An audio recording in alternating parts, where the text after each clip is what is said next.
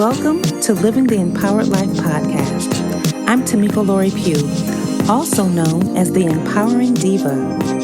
Each week, you'll hear inspirational interviews as well as actionable tips and strategies that you can implement into your daily life to help you live a life of passion, purpose, and potential. Thanks for spending time with me today. Now let's jump into today's episode of Living the Empowered Life.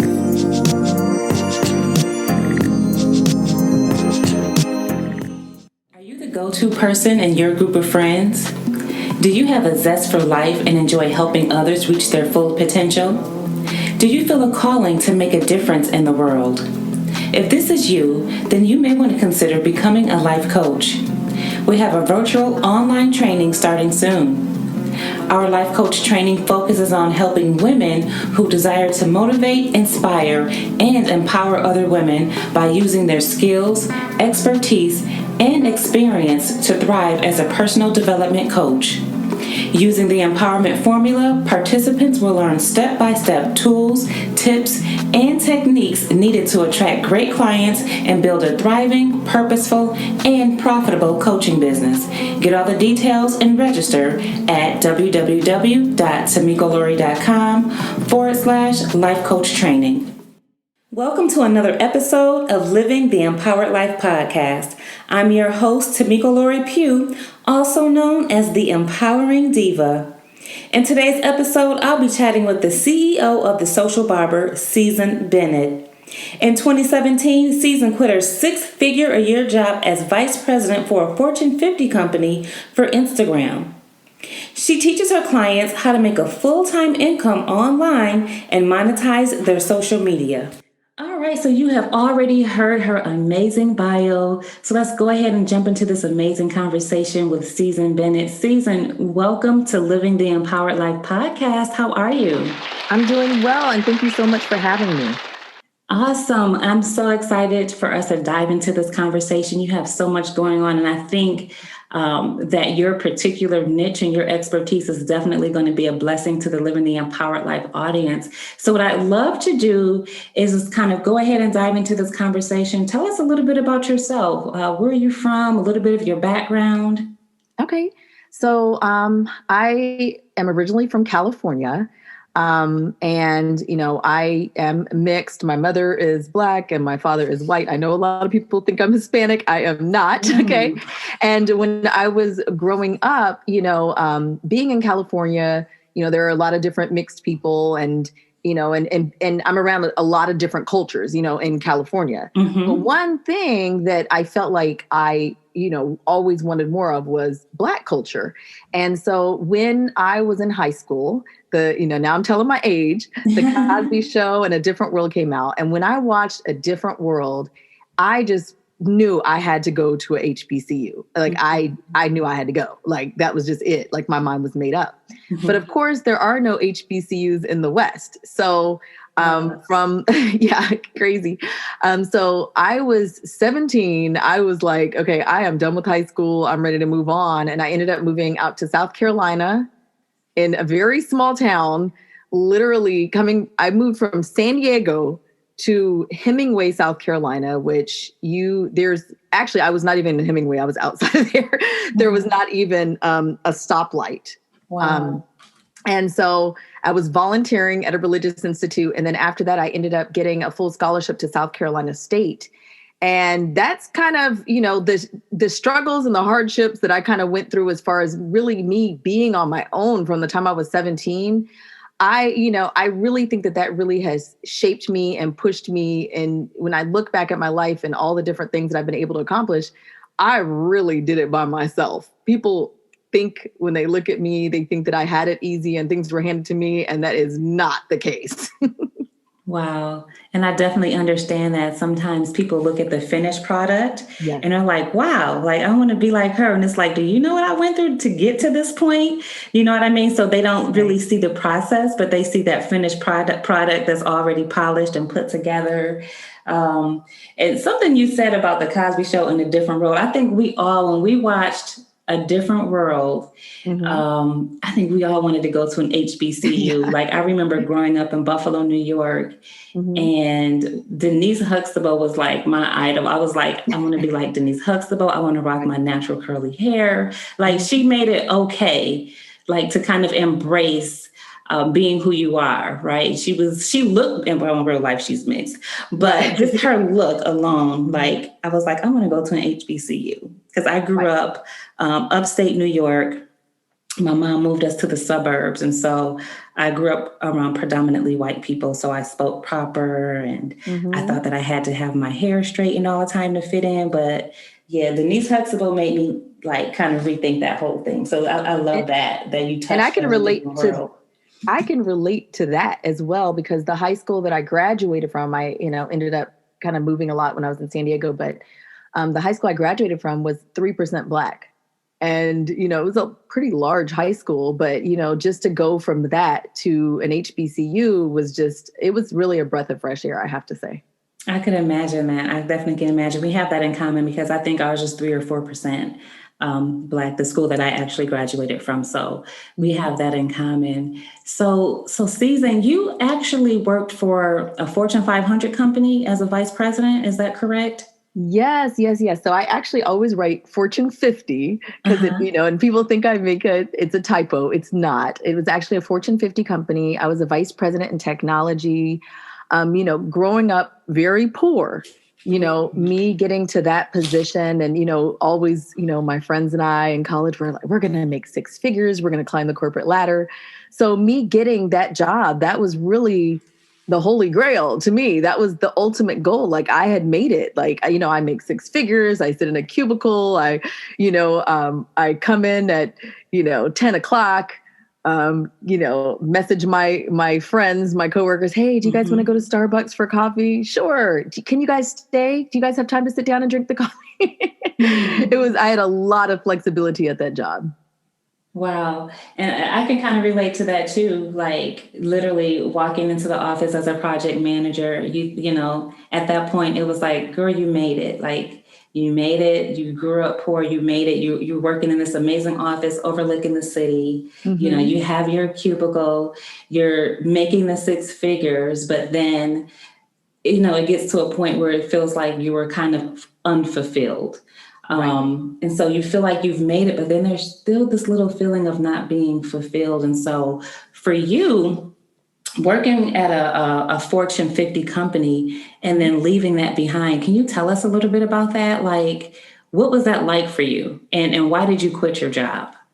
Well, I want to back up a little bit because I was not unfulfilled. I was happy. I was happy. Like, listen, I was at the intersection. I found the intersection of the least responsibility and the most money. And I was like, look, this is where I want to be right here. This is perfect in this spot right here. And I was perfectly fine. Like you couldn't tell me I didn't have the best thing going. But my husband and I own a barber shop in Charlotte.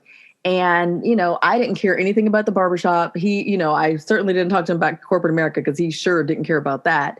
And, but what happened is we actually got into a legal dispute with the leasing company for our barbershop, and we were being sued for $200,000. And it was really an unfair situation, not to get into all the details and everything, but it was really an unfair situation. And we felt like we were tricked. It was so unfair that the lawyer that we had hired would not send the final bill. Wow. I kept asking him, I was like, can you please send the final bill? He would not send the final bill and he even told me, he said, this does not sit well with me, the way that this went down. And he would not send the final bill. But the whole thing that happened, and this, I really want to say this part and encourage anybody who's listening, because I know a lot of people are going through a lot of hurt and struggle right now, with COVID-19 and coronavirus and all that negative stuff. Something good happened to me from being sued, something amazing. And sometimes you have to be pushed. So through the process of us getting sued, we were really down. Like, I really felt like, oh my gosh, like I always try to do the right thing. Like, this is just so unfair. And I said, you know what? We are too blessed to be sad. Other people wish that they had our problems. Obviously, we're getting sued because somebody thinks that we have $200,000 to give them, right? Right, right. So I said, you know what? There are about 20% of the Charlotte population doesn't have enough food to eat. Let's focus on helping other people get food. And they're mostly children and seniors. And so I started a food drive at my barbershop. And that's how I started doing social media marketing. Wow, that is amazing. And I like the fact that you said too blessed to be sad, right? Oftentimes we don't Mhm. think about how blessed we are and we walk around in this little funk. But when you really look at the grand scheme of things in a positive manner, looking at the blessings that we have around us, too blessed to be sad. I always hear people say, I'm too blessed to be stressed, but too blessed to be sad, like literally. And then I love that you focused on helping others, right? I think that oftentimes it's in our serving, when we're serving other people, that we get our blessings. And so, in serving other people, you literally stumbled across your social media marketing, right? And so that's how you got into social media marketing. One of the things I wanted to ask you, we often hear people talk about, getting verified on IG. I want to get that blue check. And Yep. so how does that work? How do you establish yourself as a public figure or somebody who can get a check, the blue check? Okay, so the funny thing about that, and I love that you said that about service, because every good thing that's ever happened in my life, it happened because I was helping somebody else. So Mhm. if I go back a little bit, last year, 2019, when oh gosh, now his name is slipping my mind right now. The gentleman who paid for all of the graduate students. Yes.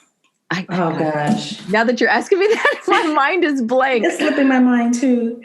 Um, Robert, I cannot think of his name right now. I'm going to have to Google it. I just kicking myself right now, but I was inspired when he told all the students at the, Was it Robert Smith? yes, yes, Okay. yes. And he told the students that he was going to pay for their student loans. And everybody was like, oh my gosh, thank you. Hmm. Imagine people who had jobs that, wouldn't they pay $40,000 a year, and they're thinking, how many years am I going to have to pay on this student loan? And so I was really inspired by that. And so I just thought, you know what, let me reach out to the high school near my barbershop, because it's in an area that, a lot of the families are struggling.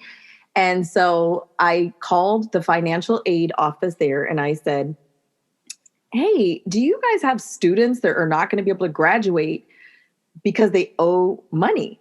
And it's almost like she was waiting for me to call the financial aid person there. She said, oh my gosh, yes, I have. I've just been sitting here calculating, trying to figure this out. We have about 14 students. And in total, it's about $4,500 that they need to graduate. So Wow. if they did not pay these fines, they would not be able to graduate nor get their transcripts. So they couldn't get a job or go to college.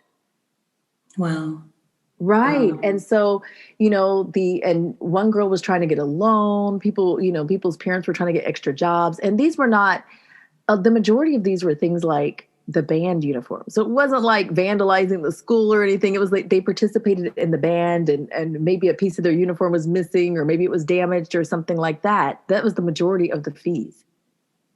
Yeah, that just did something to me when you told me that. Wow. And so the total was about 4,500 for all Right. of And so them? what I did, I've never started it before. I've never done this before. I started a GoFundMe. Now I thought, I'm not going to lie, I really thought about just paying the money on my own, but there's something that happens when you join forces with a lot of people. Mm-hmm. There is something that happens. And so I just said, no, this is very important that I bring this to the community and we let them know, look, no, this is not just Headlines Barbershop. This is not Season Bennett. This community cares about you. We want you to succeed. We want you to graduate. My mom always tells a story about how she barely graduated from high school because she ended up moving a lot, when she was younger, and she barely graduated. And she said to this day, she still has nightmares that she's not going to graduate from high school. And it just really made me think about, I didn't know any of the students. I didn't know them at all, but it really made me think this one thing that we can do could change the course of their life forever. Absolutely. Wow. I So love that. I mean, serving, I think we were put on this earth to serve. And when we find out our purpose and we find out who we're specifically are supposed to serve, I think that that's when a lot of fulfillment definitely comes in. yes, and the I had never done a GoFundMe before, but I just picked up my cell phone. I did a quick video on my cell phone at my barbershop. My barbershop is about 30 minutes away from my house. And the funny thing is that when this idea popped into my mind, I was very tired. Like I was Mhm. very tired, right? And but I have learned as I get older to be obedient to that voice. Now, I mean, I don't know what everybody else believes, but I believe that's God speaking on the inside. That's what I believe. Mhm. And so I have learned now to tune in. It's a quiet voice for me. It's a very quiet voice, but I've learned to tune in and be obedient. And so what happened is I ran over there. I did the video, did the GoFundMe, posted it on social media, and it went viral. It went viral, and a member of the Panthers donated the majority of the money, but people all over the country donated. I had people calling me from other states, tagging me, reaching out, calling the barbershop, figuring out how they can help. And it was really amazing. And I know you weren't expecting me to talk about this right now. You were like, wait a minute, why are you No, talking this about is this? good. This is so important. This is really good. Well, the whole thing, what's crazy about this whole thing is I just wanted to do something good. I kind of thought about somebody else first. And then what happened is I really didn't realize this. Okay. So I was featured in people.com, Inside Edition, Essence, ABC News, CBS News. I mean, it was all over, right? Everywhere. And what happened, I had to step back and figure this out. But, I'm just laying around looking at my Instagram and I said, oh, I'm just going to go ahead and I'm going to apply to get verified. Okay. And so a couple days later, I make a comment and I saw that I had a blue check next to my name. Okay. So all of this is related. I promise. I promise. So basically, the big thing, what people don't realize when it comes to getting verified on Instagram, it's about you being somebody outside of Instagram. So people are constantly asking me, how many followers do I need? Do you have to pay for it? And all that. And that's really not what it's about. It's about if somebody Googles you, what do they see? Like, are you somebody of interest outside of Instagram? Which I know that sounds Right. crazy. And that's really how I got verified. So for some reason, and I just got to give it to God because I don't know why I ever did this. My background is in math and computer science. But when I started doing, a lot of the social media for my barbershop and all the community events I started doing, I sent out press releases all the time. And I built up a very good rapport with a lot of the producers. And so I'm ashamed to say that I don't know how many times I've been on the TV news, on the radio news, in the newspaper. I really don't know how. I'm ashamed to say it because that's quite an honor, especially for a small business. But I figured out how to kind of a whole process on how to do it. And, I have a course where I teach people, that if you want to get verified, these are the things that you need to do. That's amazing. I love your story. Thank you. Thank I you. love the story, how it all kind of just fits together like a perfect puzzle, right? Like focusing on helping others. You mentioned, being led by the Holy Spirit, or some people will say my gut or my instinct. I like to say the Holy Spirit or God is leading me. But being sensitive to that and being able to hear and knowing what your next steps should be, I mean, I think that is phenomenal. When we're led by the Spirit or when we're led by God, it's like you really can't go wrong. And oftentimes we overlook that still small voice that's speaking to us. So I thought that was so important that you mentioned that.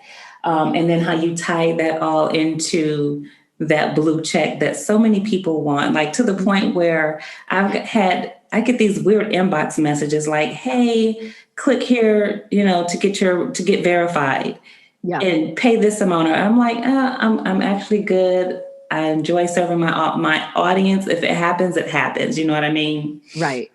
Right. If I can help your audience not fall into these scams, Can I share a few things? Please share, because some of the women I work with, they're authors, they're speakers, and everyone wants to get verified. So yes, this is great information. Yes. Okay. So I've actually even had some people get hacked. A couple of people that I know have gotten hacked because they were getting promised that they could get verified. And, first of all, Instagram is not going to reach out to you to get verified. I'm sorry. I know it feels, and it's really a genius scam because it really strokes somebody's ego. It makes them feel like, oh my God, Instagram called me. And like what? They inboxed me. Right. They texted me, they emailed me, they told me that, I'm like, yes. But no, Instagram doesn't do that. Okay. And one of the things that I learned actually from working at that Fortune 50 company, it was a financial institution. And every year we had to take these classes on something called phishing that starts with a PH. Okay. Yeah. And so it's basically how people from the outside, they're basically snooping around and they're trying to illegitimately gain your trust so that they can, hack you basically. So one of the easiest ways to tell if somebody is not legit that reaches out to you, first of all, if they reach out to you from an account that's not verified, come on. Okay. First of all. Secondly, that's a good one. I'm going to reach out to you. They're not verified. Right. Exactly. Hello. If they were so good at getting people verified, why aren't they verified? Okay. Mm-hmm. Then secondly, the other thing, they're not going to reach out to you. Just like I said, go back to rule number one. But then the other thing is that if you get an email, because this is how a lot of people get hacked. I have a lot of the clients that I've worked with, they have huge followings, huge crazy credentials. Mine do not touch theirs. Okay. And they're constantly getting these emails about, oh, you have, had a Facebook violation or Instagram violation. And the easiest way, or even if somebody's reaching out saying, hey, I want to get you verified on Instagram, I think you're a great candidate. One of the easiest ways to tell if that email is legit is you click on the from in the email. And you don't look at the name because the name is going to look good. Like they're going to say, Instagram security or Instagram verification is going to be the name. You look at the email address. If the email address is not from at Instagram.com or at Facebook.com, it's not real. Yeah. Okay. Okay. That's good. Good info. So that's two things. So, all right. No, that's good. That's really good. Because there are a lot of those fishers going around. I get them in my inboxes all the time. I just delete them. I'm afraid to click any links or anything that I see from a weird person in my inbox. So that's great information. Thank you for sharing that. Yes, I have a friend that recently got their verified account hacked, and now that person is going around from their account and sending out links, those phishing links, so that they can hack their account as well. So I'm sure that he's going to be able to get his account back since he is verified, but it's probably going to take a little time. Right. Well, awesome. Thank you so much for sharing that, Susan. You've helped me, and I'm sure you've helped a plethora of other people who are listening to this. But one of the things, so we've gone through COVID-19. A lot of people were laid off work. Weren't able to go to work because of COVID. And so now the big thing is creating a business online. And I believe that's something that you help people with, right? So can you share with us, how can a person make a full-time income online? Okay. I'm so glad you asked me about this because everybody wants to talk about getting verified. Okay. Getting verified is dessert. And starting your business online, that's your vegetables. Okay. All right. People want to get to dessert. I'm like, look, I'm going to try to trick everybody. I'm going to pull them in, right? Because even if somebody gets verified, it does not matter if you get verified if you don't have anything to offer to make money on the other end. We got to get these veggies. She said the vegetables. I'm loving this. So some of the best things to do, I really encourage people to have digital products. Whether they're online classes, whether they're ebooks, you should always have some source of income that does not require your constant effort to make it. Okay. Mm-hmm. I want to change people's mindset about money. I don't want people to trade time for money. Okay. Right. You don't have to work 1 hour to make $100. In 1 hour, you can make Absolutely. 500, 1,000, $2,000. It's I all a agree. numbers game. So the big thing is, there's so many amazing things you can do to start some of these digital products, right? You can actually even start your own merchandise company. This is one of the classes that people get really excited about. Is I teach people how to start their own merchandise company. So t-shirts, mugs, socks, bathing suits, whatever it is, but it's a print on demand company. Mm-hmm. So you don't have to spend a lot of money up front to get started, but as your products sell, the products go out, it looks like it comes from you. They send text message updates about shipping. It has your company's name on it and everything. And you get a percentage of the proceeds when people buy. Mm-hmm. So it's an amazing way to start. That's an amazing business to start. Super easy. Okay. And it's a great way to test whether or not your t-shirt concept is going to be big. Because I know a lot of times, as entrepreneurs, we get really excited. We're like, oh, I know this is it. This is the big one. Like, this is a great idea. Right. Right.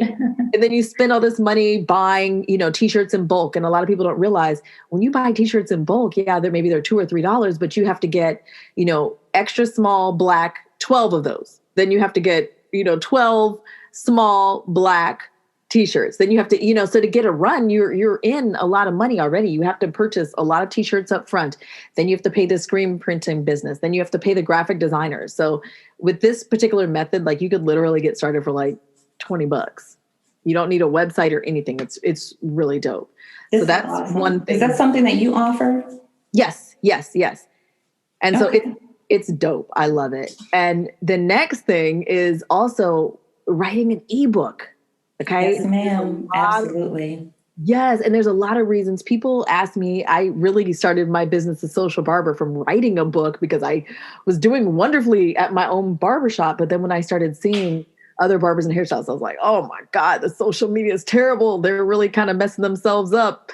And so I wrote my book, The Social Barber. That's kind of how I got the business name here. I didn't expect people to call me The Social Barber, but I was selling my book there. Now I was selling physical books. And even though I only paid, I did have to spend money up front to get my book done. But I mean, I probably printed out my books for about $3 a piece. I sold them for Mm-hmm. about $20. People were asking me, why wasn't my book on Amazon? And, a lot of people don't, and no shade to Amazon, but, I'm really good at math. And, I knew that my particular book was for a particular niche and I didn't see a book like this already. And anytime that you charge more than $9.99 for a book on Amazon, they take 70%, 70. And Yep, I they was do. like, yeah, I was like, this is my blood, sweat, and tears. I can't give you most of it. I'm sorry. So I used the strategies in my book to sell my book from my Instagram account. And I got, I'm over here in North Carolina now. And I mean, some of my first purchases were in California, people I did not know.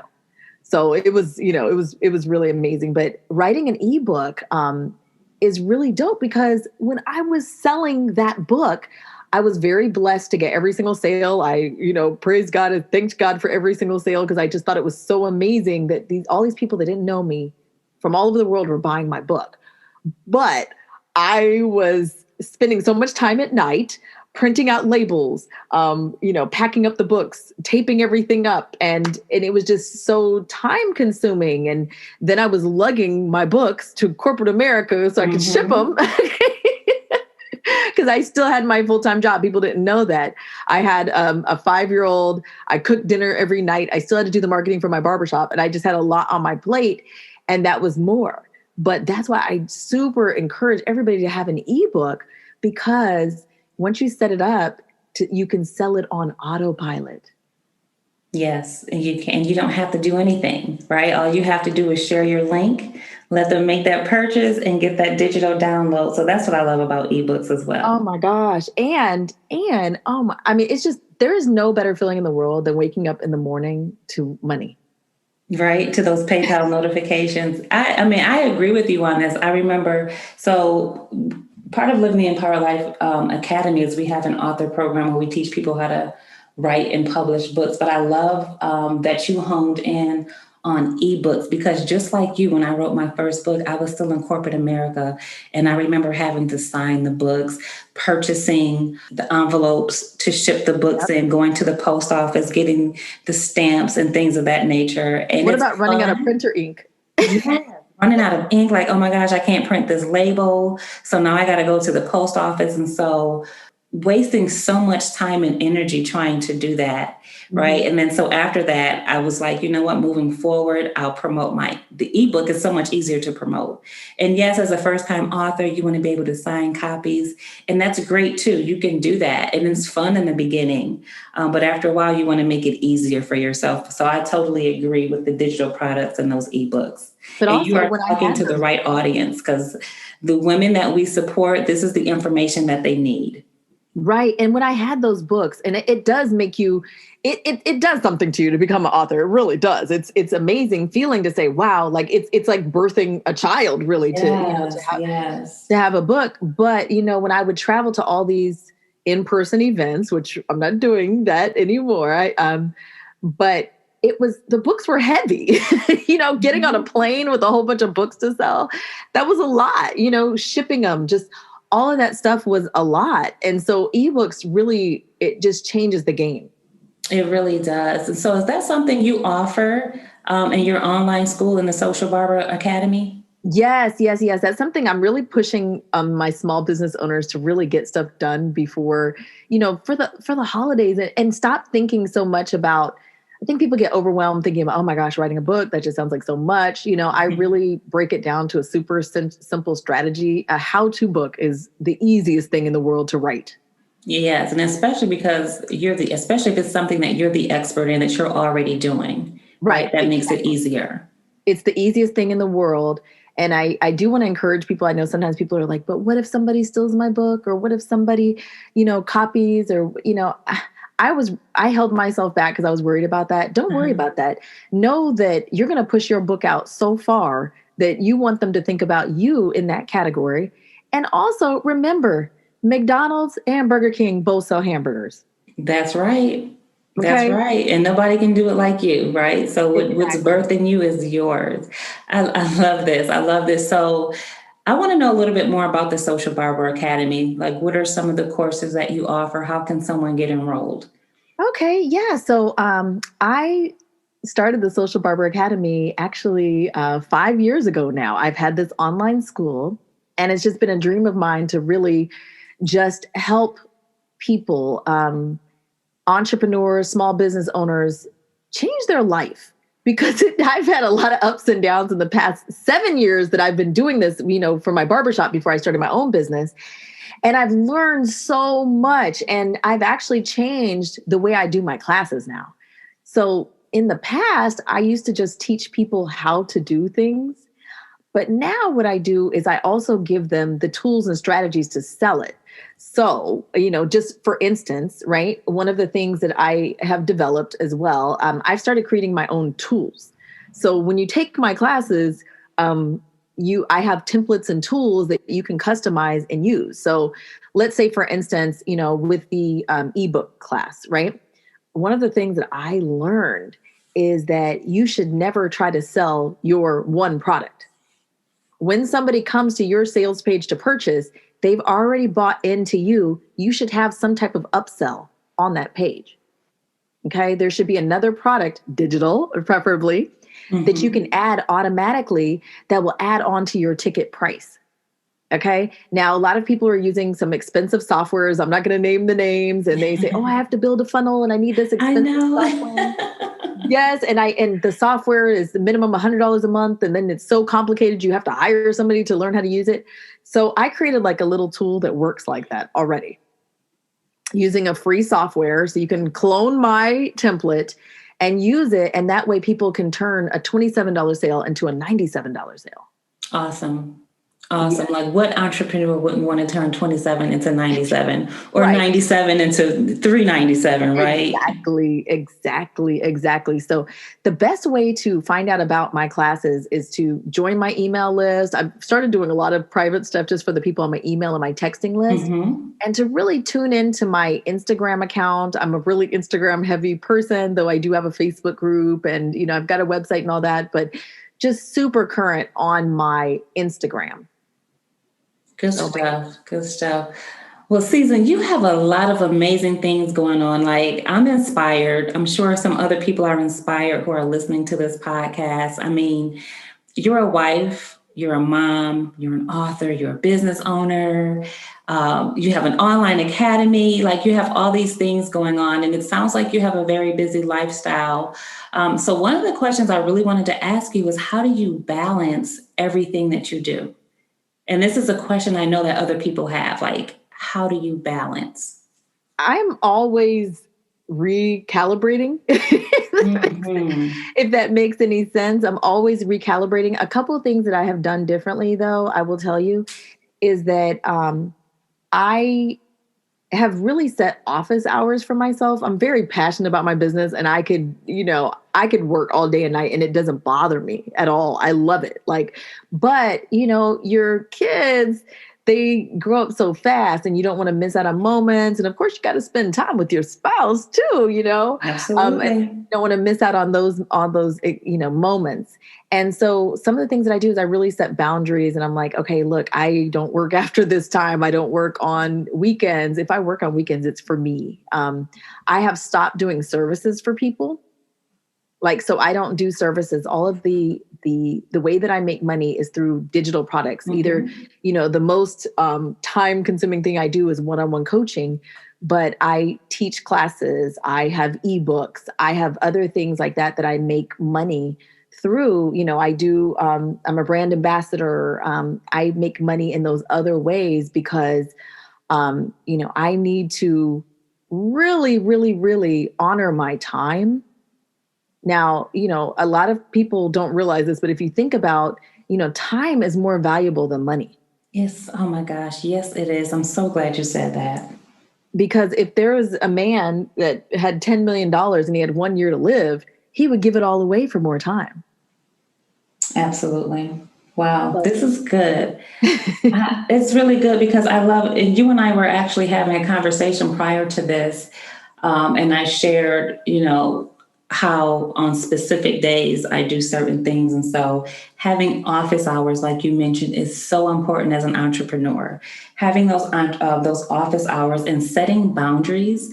I'm so glad that you said that, because even for me, setting boundaries means that you can't talk to me before 10 a.m., right? So As an entrepreneur, I have the right to say you can't get on my calendar until 10 a.m. and then I stop taking calls or working at 5 or 6 p.m. So having those boundaries set and so that people can respect your time, right? You mentioned having time, like time is everything.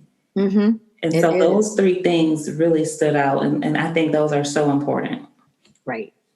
Well, Susan, I think we're coming to the end of our conversation. It's definitely been great. I've taken so many notes, nuggets, things that I've written down. So I know if I'm being inspired and empowered, that other people are doing the same thing. So thank you for your transparency. Thank you for sharing with us. But I would be remiss if I did not ask you this last question, because we are on Living the Empowered Life podcast. It's all about living an empowered life. And so I want to know, what does it mean to you to live an empowered life? Living an empowered life to me means that I get to choose. Yes. Mm-hmm. I get to choose how I live my life. So I don't have to work at a corporate job if I don't want to anymore. I don't have to do that. Being empowered with knowledge, because people are out here making crazy money online. And if that's what I want to do, I want that choice. That's awesome. And that's great advice. You get to choose, ladies. You get to choose. The choice is yours. So, Susan, do you have any upcoming events or any initiatives that you'd like for us to support?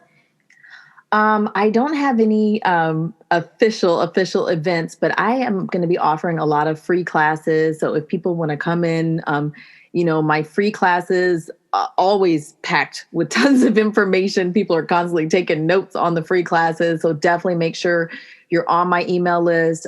You can definitely get those nuggets that, people need. A lot of times there's small things that people don't realize what's really going on when they're selling online. And I'm going to tell you this, okay? This is going to sound funny, but sometimes it's really hard for the smart people to make the jump, right? The super technical, logical, analytical people to make that jump to entrepreneurship. There's a mind shift that has to happen. And I do talk about that a lot, share pointers on how to sell online because it's a different ballgame.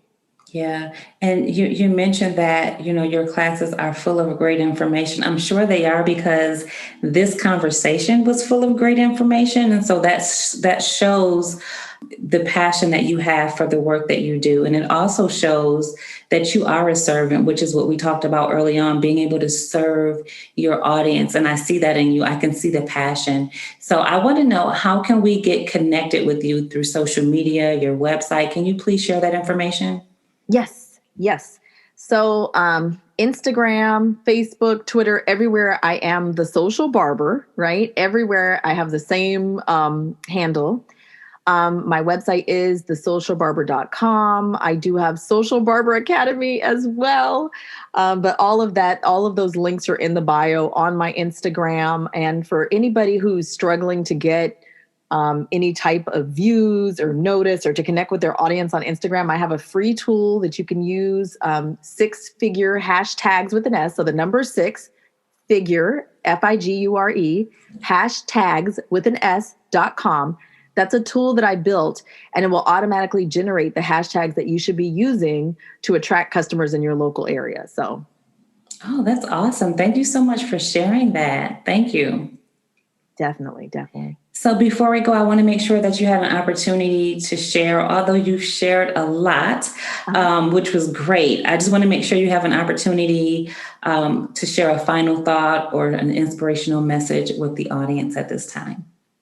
Yes. Okay. So the main thing that I want to tell everybody is that you can do anything that you put your mind to. And I know that sounds so trite. It sounds so regular, but a lot of times we are the boundary in between us and our own success. It's us holding ourselves back. And, even me talking about writing an ebook. Okay. People think, oh gosh, that's going to take a lot of time. And we don't put in the effort. But what if we anything that was ever recommended to us, what if we said, okay, we don't think about what effort that goes into it. We just figure out how to make it happen. What if we just changed our mindset and did that? We say, oh, and I'm turning that back on myself. I know earlier I was talking to you about, a podcast and how do you do that? And, thinking about that. And I'm thinking, oh gosh, do I want to put the effort in? Right. Mm-hmm. So just stop thinking about the effort and just figure out how to make it happen. I think that was a huge thing. It's giving up those excuses. And when people used to say that to me about excuses, I felt like I had really good excuses not to succeed. I mean, I've got my corporate job. I've got, a toddler. I've got a husband and we own a business. I'm cooking dinner. I'm trying to stay in shape. I'm, trying to drink my water, trying to take my vitamins. Right. And, and I was very adamant about these excuses that I had, and the excuse doesn't mean that it's not a good one. It just means that it is stopping you from getting to your goal. Wow, that's good. That's good, y'all. Season said you can do anything, right? It's all in our mindset. We have to put forth the effort. Season Bennett, thank you so much for joining us. Thank you for sharing all this great information. We appreciate you here on Living the Empowered Life podcast. Thank you for having me. Thank you for tuning in to today's episode of Living the Empowered Life podcast. I hope that you enjoyed my conversation with my amazing guest, Season Bennett, and that you are able to draw some inspiration as you continue your journey of living an empowered life. And remember to keep going and keep growing. What if you can make a difference in the world using your expertise, your experience, and your story? When you write a self-help book, you have the power to help other people address their most pressing personal and professional issues while also finding your success as an author. If you're a survivor of life's adversities, if you have an expertise or experience that can make a profound impact on the world, then I invite you to register for my free training, How to Write a Self-Help Book in 30 Days. In this free training, you'll learn the 5 keys to writing a successful self-help book, how to craft an outline, how to create a writing schedule, and actually stick to it. You'll also learn how to brainstorm book ideas using your personal story, your expertise, and your life experiences. This training is free, but you must register at tinyurl.com/author training. So ladies, listen. It's time to discover and live your life purpose. It's time to value yourself. It's time to set goals that are going to move you forward in life. It's time to rebuild your confidence. It's time to fearlessly walk in your authentic power. And ladies, it's time to live the empowered life.